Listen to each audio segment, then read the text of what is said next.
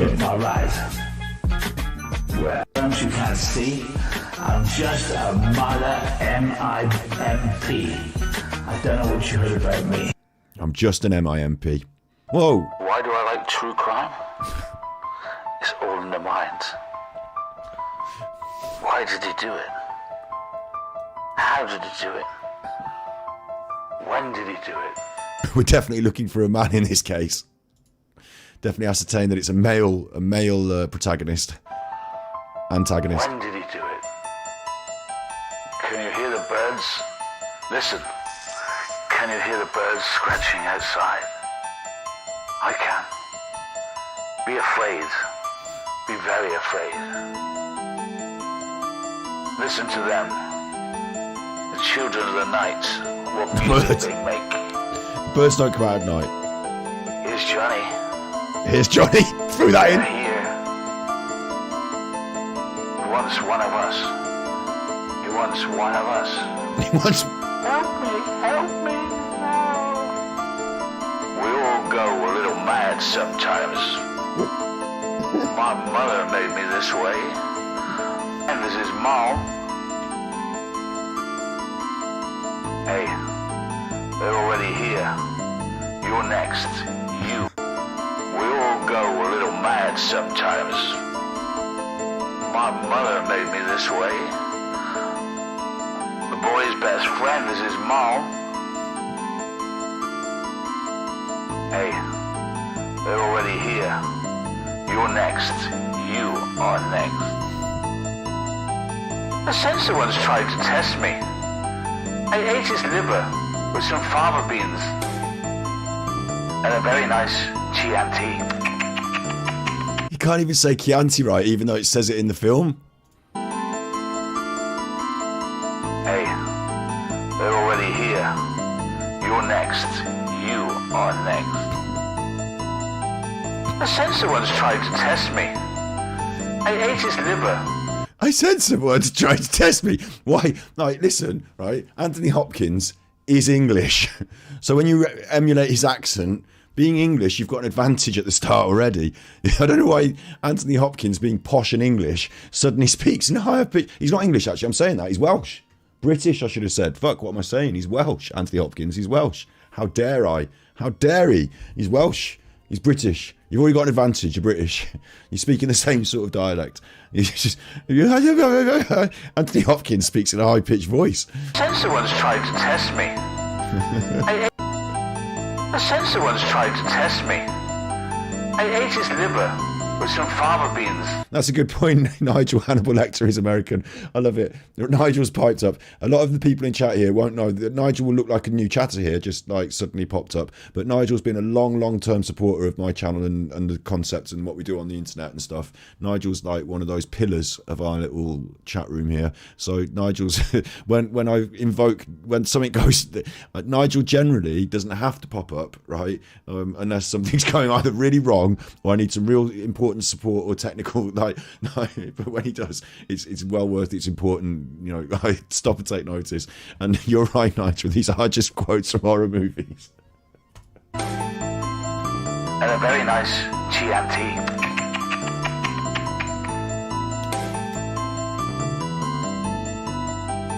You know, of course, there's not always been that many people to talk to, so Nigel would have had to carry the conversation on his own sometimes. So I appreciate, like, if you want to talk more, Nigel, like, everyone here will love to talk to you as well, so don't worry about that. You can talk more. You don't have to just pop up every now and then, but I do appreciate it when you do, so it's all good in the hood. And, like, I will say this again, like contribution financial, yes, absolutely, been a patron and all that, but more importantly as well, I've always felt that, like, I'm broadcasting to someone and that people care, and, like, Nigel's been part of that real core group that, like, have kept me going when things have been tough. So thanks. I see dead people. I see dead people. It's like we should have a bingo card of how many different horror movies. You're gonna see if you can spot the horror movies. Oh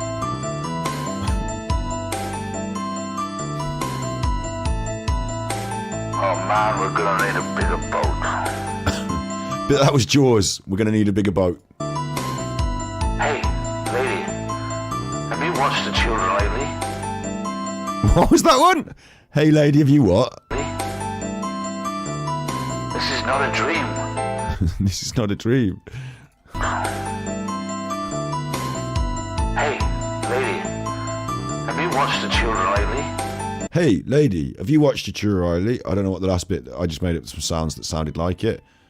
Hey, lady, have you watched The Children lately?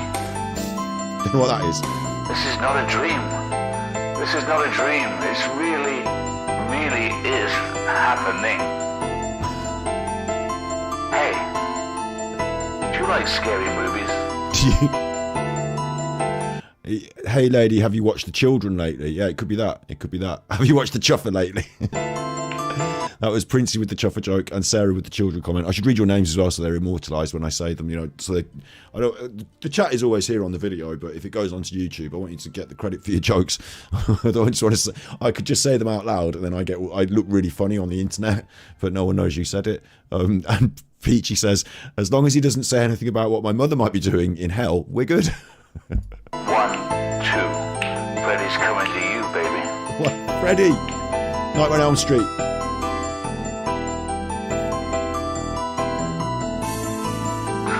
You know, it wasn't the aeroplanes, it was the beauty that killed the beast. Casinta maybe. Casinta says, it's from When a Stranger Calls. I wouldn't have spotted that. This is such an excellent day for exorcism. This is such an excellent day for exorcism. Game over! Soul, where's my soul? And the thing is as well, they get to this bit, for example. I don't want to hear another minute of this. We've got 30 more seconds of this. I don't want to hear another 30 seconds of it. It's not pleasing to my ears. He chooses music that, for some reason, they've bastardised and distorted into just sounding awful. Hi, I'm Chucky. You want to play? Wait. Cuchinta.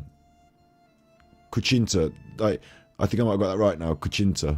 Hi, I'm Chucky. You want to play? Peachy says, at this point, I don't want to startle anyone, but I think Alan wears wet socks. I'm scared to close my eyes. I'm scared to open them. We're gonna die out here. I'm coming to get you, Barbara. I'm coming to get you, Barbara. You know, I'm your number. Who's Barbara? Why did he threaten Barbara at the end? I'm coming to get you, Barbara. Is she in a film or is that a personal threat? I'm scared to close my eyes. I'm scared to open them. We're gonna die out here. I'm coming to get you, Barbara. You know, I'm your number one fan. It just ends. It just ends. If you're getting that off Google, right, then it's quite possible, because Alan does this thing that I've seen it a lot on the internet, is people don't, they think because you don't, how do I explain it? Because you're watching a YouTube video, you're probably not going to be doing a lot of digging on the internet because you want the YouTube video. Otherwise, you would be on the Reddit page, yeah? So what they'll do is they'll read a Reddit page or a Reddit post, or they'll read a Wikipedia's the worst. You'll hear it in people's content. You know, if I ever read Wikipedia, what I tend to do is I'm say, this is from Wikipedia, so that everyone knows that that's where it's coming from, and I don't sound like I'm trying to pass it off as my own work. But Alan does that all the time. Like, a lot of his stuff on his paintings are just Wikipedia copy pastes. So sometimes he hasn't even read it. And I imagine here, he thought the concept, I'm going to read loads of things out from horror movies. Maybe he's got that as a concept. So then what he's done is he's gone Google, and he's probably just, I mean, it might be different now today, what comes up first, but he's probably gone like horror movie quotes like that. And then it's probably, this has come up. Here's Johnny, that's one of them. Like something like that's come up, and then he's just read those out. You know what I mean? Or picked out the ones he likes the best and read those out. He won't have gone much further than that. You know, it's not like a list of his favourite horror films that he sat down and thought about and then maybe watched a couple and then said, oh, these were really classic quotes. And I forgot about that, but that's quite classic. You know, he's not done put his own spin on it and everything. He's just probably just done that, hasn't he? So, and the way you find that out when people do that is you just take what they've written or said and then you put it into Google and it just comes up on Google and you're like, right, yeah. Or you search what you think they might have searched and then the first thing that comes up and you read it and it's them saying the same thing. That happens quite a lot sometimes. With Alan it does. So that was something special. The theme from The Exorcist. There was another one you wanted along with Driver's thing. Under pressure. I mean, do little favours for superfans. Do you think I should have an OnlyFans? I should have an OnlyFans. Only the people that wanted to watch it would watch it, so it's only it's only the OnlyFans. But on the negative side of things, people would say you've got a sex OnlyFans and you're doing a sex for OnlyFans. So I can't show you on the internet, but there's a site called. There's a couple of sites where you can pay, like they have webcam people, like like what we're doing now, but it's a sex webcam. Do you know what I mean? Like they have those, and not sex, just chuff stuff. What do you mean by chuff stuff? I don't know what that means, but Robin Hood says this was written during the court case ordeal. Right, OnlyFans with pictures of vegetables. Or was that my idea before, Nigel? Yeah, I like just because I was doing the allotment before, I could just do an OnlyFans for my vegetables. Yeah, just behind closed doors content with vegetables. But yeah, I could do that. But then, like everyone would say, I've got a sex website, and it would like take me down, like to Chuffertown. They wouldn't like it, would they?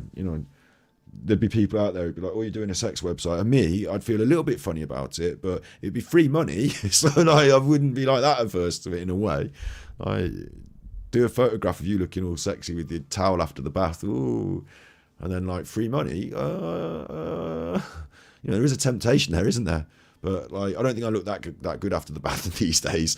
And to be honest, that question would have been raised back in my heyday.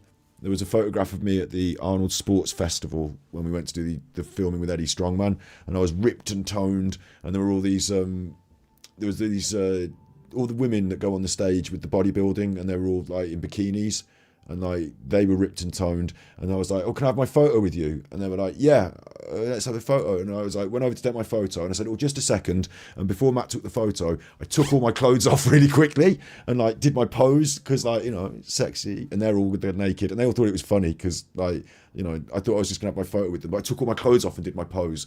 So back then, yeah. But these days, I don't feel quite as ripped and sexy. We've had the COVID. I've stayed in. I've sat around. I don't do so much sporting activity anymore. But yeah, only hams. I don't know. It's weird as well because like I kind of got to be in my bonnet about the.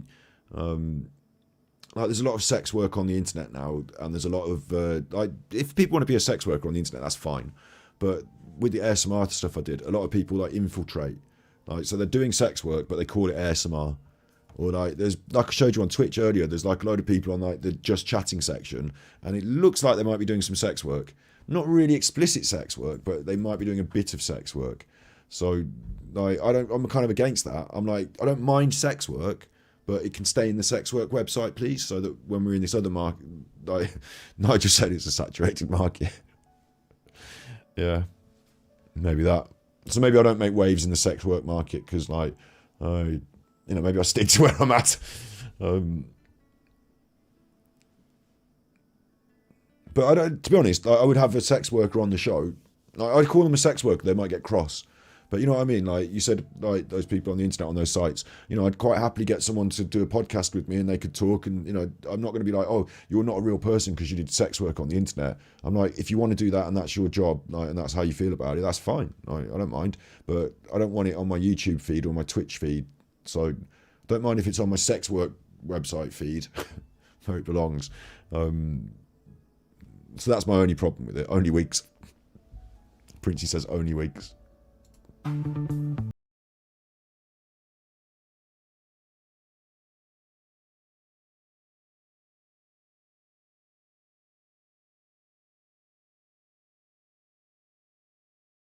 obviously am feeling it because I decided to use the song Under Pressure to give my sort of response to this thing that's going on at the time, says Alan.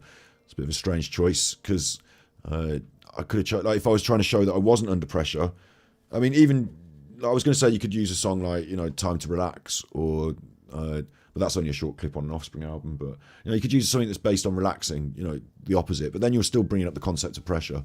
So I don't know. Give me your best shot under pressure, Alan says. I'm still standing. Sarah says only pans, and we could show off all the pots and pans in the kitchen. That's quite a good one. But well, you could take that to another level, and you could actually go out and like start making sexy videos of pans, like, you know, really interesting camera shots, stuff going in and out of the oven. You could get a few models that looked fucking sexy, like well sexy, like, you know, a male and a female and person of non-denominative gender to keep it fruity if you want. Like, you could get them all there, and, you know, you could have them not completely naked because I don't want to objectify them necessarily, but you could have them looking sexy and doing the things with the hands and the pans. Nigella.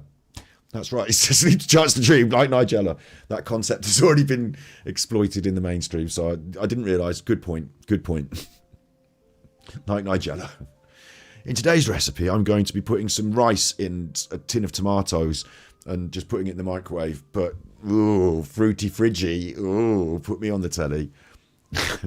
Honestly, I watched an episode once and she said, this is good for kids' meal. Like, put some rice in a tin of tomatoes and then you just microwave it until the rice is cooked, and then you've got tomato rice. So eat that, you fucking... Shut up and eat that, you little moaning bastards. Mommy's off to eat a Sara Lee gatto and snort some cocaine. Boom, boom, boom, bop. She was doing the cocaine, wasn't she? I don't know about the Sara Lee gattos. I like a Sara Lee gatto. Pressure pushing down on me. Of course, I can't eat them anymore because I'm vegan. Pushing down on you. No man asked for. Under pressure. Other gattos are available. That's right, Petty Peachy. Other gattos are definitely. People in the streets. Oh my god! I just remembered this song is about homelessness. No man asked for. Under pressure. It brings down that building, splits a whole family in two, puts people on the streets. Bada bada beep. Bada bada beep. Be that now, be that now. Be that now, be that now. That's okay. Babedo. Biddy biddy up. Biddy biddy beep beep. Biddy biddy bop beep beep biddy biddy beep. Bada bada beep. Be that now, be that now. That's okay, yeah? It's the tale of knowing what the world is about. Watching some good friends screaming, let me out. Let me out. Pray for tomorrow, it gets me higher. Pressure on people. People in the streets.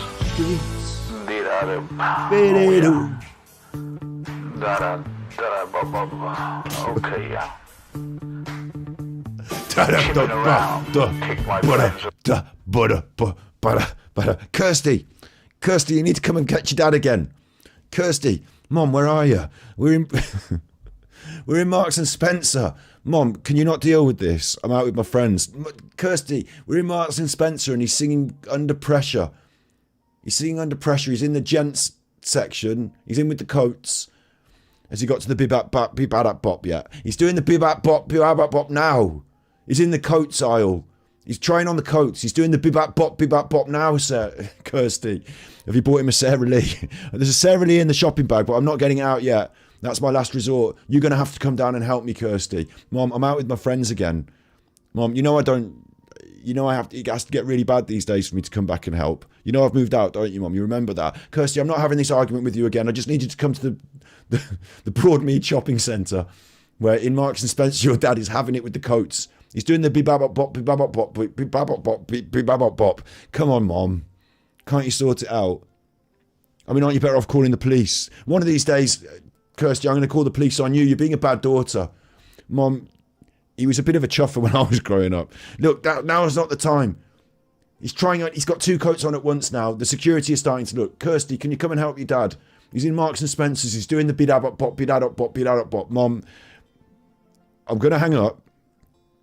You can call my brother, but I'm going to hang up. Kirsty, Mom. On the floor. These are the days it never rains, but it pours. Pressure bearing down on me. Oh yeah. Okay, yeah. There have been some people who are getting their egg on, right? Honestly, right? There are some people who are getting their egg right on, saying I'm bullying Alan.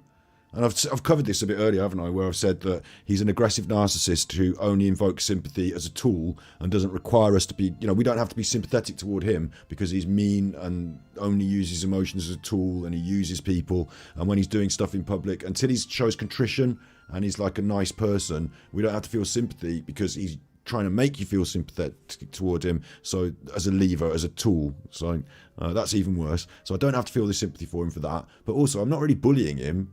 Like, he's done this, and if you are a normal person and you hear this, you must understand that it's funny. Yeah, it's just funny, whether you think it's cringe or whatever. We found it, it's funny, yeah, and it's on the internet, it's live, anyone can find it, public internet. So it's funny, and we're having a laugh, and if someone can't take a joke, I'm not coming around and saying Alan's this and Alan's that and Alan fucking this and like being mean and horrible. We're having a laugh. And yeah, Alan's the one that we're laughing at because he's doing this stuff. That's the internet for you.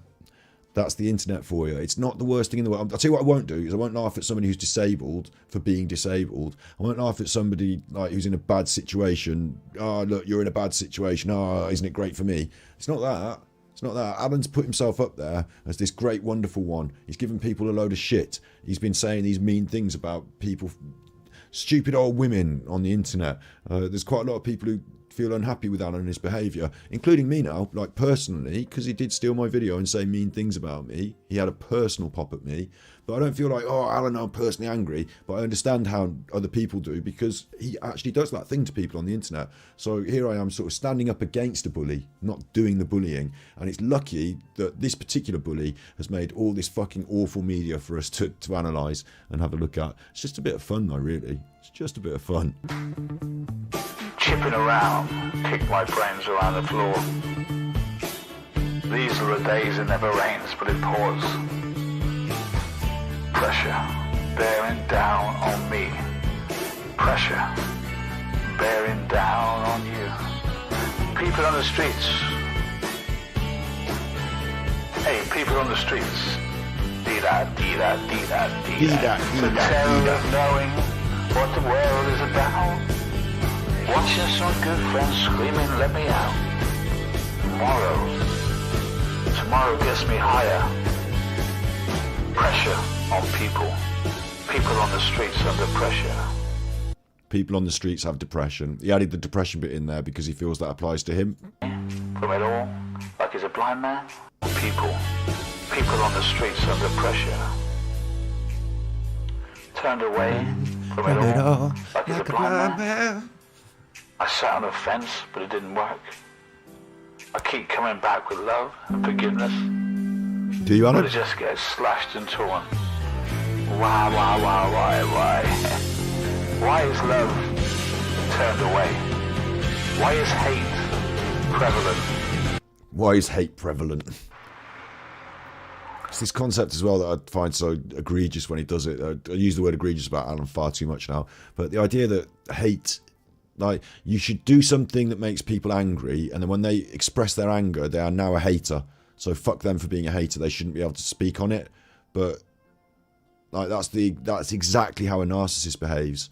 They behave badly, then you're not unhappy with it, and then if you vocalize that unhappiness, they say that you're being mean to them and they're the victim. So that just doesn't stand for me. It just can't have that, can't allow that to stand. I remember when I got my first driver's license. Your first? I was just... How many have you had? Or is that the track? Is that the actual track? Hang on. Driver's license, Olivia Rodrigo. This makes me wonder, because I don't know who Olivia Rodrigo is, right? And I don't know why he chose this track. But, like, what is he doing listening to Olivia Rodrigo? I mean, it's fair, isn't it? Everyone can have their little, crushes, but Olivia Rodrigo driver's license. I got my driver's license last week, just like we always talked about, because you were excited for me to finally drive up to your house. I drove through the suburbs because you weren't around. You're probably with that blonde girl. So it's, okay, I get what it is. It's like teenage. It's not what he was saying, though. I won't listen to the track because adverts, and I'm not that. I'm more interested in what he's doing to it. 17, you know what I mean? So excited, I drove around my town. Wow, I could drive up to my nan's house, my grandpa's house. What? Part of this, do you remember, I've said this before about this, part of this is a manipulation. Like, I'm going to throw Jimmy Savile out there again. I know it's like the most awful comparison, but haha. Jimmy Savile wouldn't say, when I got my first driver's license, I went and kidnapped someone, would he? Jimmy Savile would say, when I first got my first driver's license, I went to visit my lovely old mum and I made her a nice cup of tea. People don't say the worst things about their personality, like their character.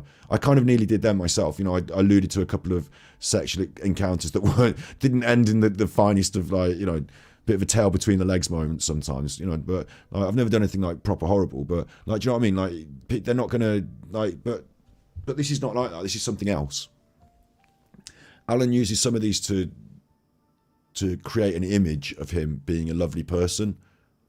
It's like a narcissist manipulation, and it's so hard sometimes. I've had a few comments recently about Alan and his, like, oh, you're bullying Alan, and they actually feel some sympathy for Alan, and I can understand that because compassionate people do feel sympathy for people, and on the surface you see it and you think, oh, Alan's a sad old man, and this younger chap is giving him the lickings of a dog on the internet and won't stop.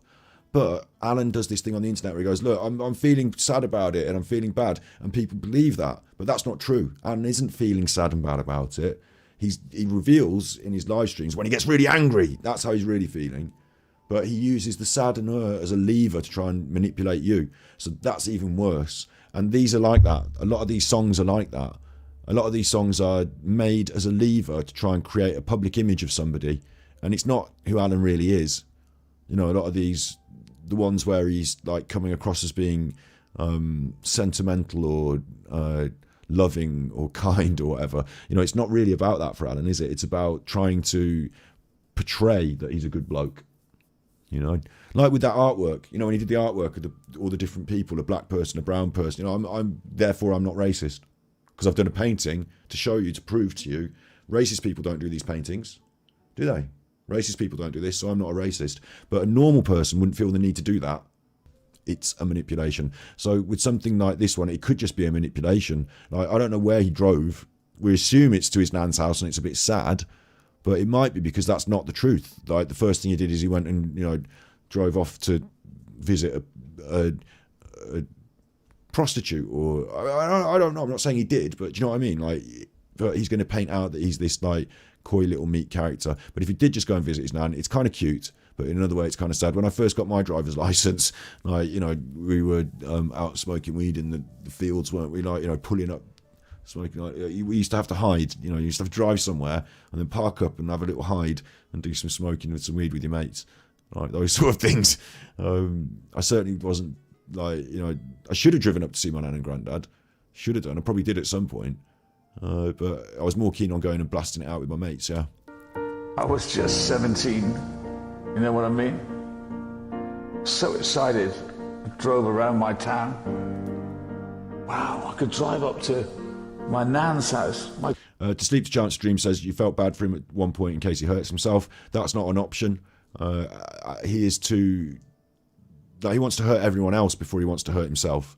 He might make it seem like he feels like that, but he doesn't. Alan will not. Alan will want to hurt everyone else before he hurts himself. And it was borne out again by this Malta thing. The culmination of it all was he had an angry reaction, and on his own stream he was wearing the Malta t-shirt and having the angry reaction. It wasn't like he actually did feel depressed and therefore crushed, and he didn't come on his stream to have a little cry. He came on his stream to have an angry reaction. So yeah. Grandpa's house. I'll go and see my cousins, my nephews, my mom. That's right. That's right, Peachy. It's a threat. Exactly, it's a threat. Oh, so long ago. I can remember like yesterday, getting in my car. Oh, driving around the suburbs. I was the bee's knees. I had a car, man. I was the bee's I knees. had so many friends, such a big family. I was the bee's knees. I don't know if when I got my first car it made me feel like a more important person or whatever. I had a little red Metro, so probably not. You know, there was still a social hierarchy that was ahead of me. But yeah. How could it ever change? How could it ever change? From He had 1970. 1970, he had loads of friends and he had a car. How could that ever change? So is he telling us that he now doesn't have friends? 5 to now. You were the bee's knees in your Vauxhall Nova. One of my mates had a Nova. I had a couple with the couple of mates had the, what was it? The oh, I can't name the car. I'm not good with these sort of things. Volkswagen. Like, you know, I know we all know the cars. Like the one that said GT, Peugeot. Maybe it was a Peugeot GT. I had a couple of friends. I had a friend with a Nova as well. Yeah. I just can't imagine. I'd just drive around the same suburbs, past my grandpa's house. Where's my grandma gone? She's gone. Where's she gone? Don't you know? Where's my grandpa? He's gone. I guess that's what life is. I thought I'd write a song about you all. I thought I'd write a song about you all. You're all gone. Because you're all gone. Fuck you. How dare you leave me here on my own? The narcissist. I thought I'd write a song about you, but you're all gone. Like the way he speaks about it, even when he's trying to manipulate sympathy, reveals this lack of empathy and understanding. My mama, papa, drive past. We get 6 houses, different times, not all the same time. We were poor. We had 6 houses, not all at the same time. We lived at 6 different houses, not all at the same time. Make sure we clarify those points. Really hitting me in the sentimental spots here. 6 houses, not at once. I drove past them all in the suburbs of my hometown. I can't So see. if in the suburbs of your hometown, you just said you were poor, but I don't think you're that poor because you live in suburbia. So it's not that bad, is it? You weren't like, you're not driving around the tower blocks. Like, The people, I can just see the houses. Where have the people gone? I can't see the people. I can just see the houses. Where have the people gone? This is almost like a robot might write a song. Mama, papa, gone? Can it be? Can it be? I still drive. The house is still there. I still drive and my house is still there. I'm thinking about, you know, I'm going to have to go through the death of my parents in the near future. Like, at some point in the near future, really, I'm going to have to. They're still here now. Like, they're not right here now in this house, but like, they're here, you know, on this earth. And then that's going to be a right trauma. You know, it's going to be a right shitter. I don't know, to be honest, I don't really know how I'm going to handle it. I just hope I do. Going back to Asmongold, you know, I hope I find some way to carry it and just accept it. Like, when that happens, I don't know if I would write a song, and the main points I would pick out are: the house is still there, I still drive, they're gone. I think I'd like to think I'd have some more emotional, connective things to say about it. I swear, the houses are still there with new families. My family's gone. It's almost like you're saying my family's gone, so I haven't got a family, so you should feel sorry for me. Like, that's just like a matter of fact. Not, I feel this, and this is the issue, and like, these are my feelings, but like, you've got that, and I haven't. Where's my money? Pay me my money. Ah, you know what I mean. You've all got family that's gone. You've all got family. You know what I mean, Now, you've all got family that's gone. They're just a drive-by family. A drive-by family. What? That's a weird way to put it as well, because that makes me think that you shot them. Red lights, stoplights, I still see your face. You just said red lights, stoplights, I still see your face. I still see your face. Now, they're just a drive-by family. Red lights, stoplights, I still see your face. I still care. I still care. He didn't. I thought he was breaking up there. I thought he was actually gonna have a little cry, but no, it was just a bit of like emotional. I still see your face at the red lights and the stoplights. I just can't drive past those places my hometown we used to go. Oh, that's also in the original song, the red lights and stop signs, right? Okay, because I thought that was a really weird choice of. I stay away from that town. I still love my family. The sidewalks, the places we went, Sidewalks. the streets we played in. Where have they all gone? Time takes them away. He did a sniff then as if he's crying. I don't know if he is crying or if he wants to make you feel like he's crying, but he said the sidewalks, where have they all gone? No one refers in England to the sidewalks. No one does that. We refer to pavements. So he's using American language. So, like, I still see your face as you bounce off the bonnet, says Robin Hood. That's a classic Jasper Carrot joke, isn't it? Where he says, the police report, where it says, I saw a large, shocked, rather rotund man as he bounced off my windscreen. That's what I want to say. But that was your joke, Robin Hood. That was your joke. I was just saying Jasper Carrot did a similar thing with the police report one once. When you're feeling blue, you stood up. See, I give people credit in chat when they make a joke. I'll shout them out. But Alan would just read it out and then block you. The memories. You can still drive by the memories. You just can't see them anymore. I never thought I would get old. I thought they'd be there forever. They're not. Cherish your family. Love your family. Because one day they could be all gone. Or maybe you. All gone. I thought he had kids and, like, a life still. I'd like to have, kids and a life in the future. I hope for that still. Because, I don't really want to go the next 20 years on my own. I think part of that thing I was saying about losing my parents in the future, I'm talking generally about stuff that I'm going to go through, but I know everyone else, has to go through this as well, is the more people you have around you and, the easier that is if you've got your own kids and future to focus on as well, I suppose. So I'd like to try and get to that. Alan seems a bit like I thought he had that, and then he's saying it's not that. And really it's about the loss of his parents, isn't it, this? But I actually still feel that it's all just a bit of a performance to try and invoke sympathy. You'll be gone. Who knows? Nothing's promised. So I wrote this song. I'm going to call it Family. A family tree has many branches, and they grow. They also shed leaves that fall to the ground.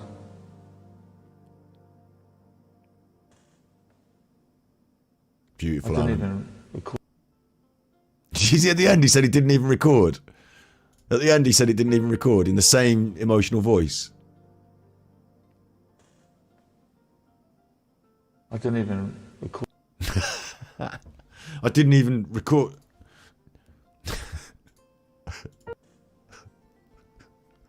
I didn't even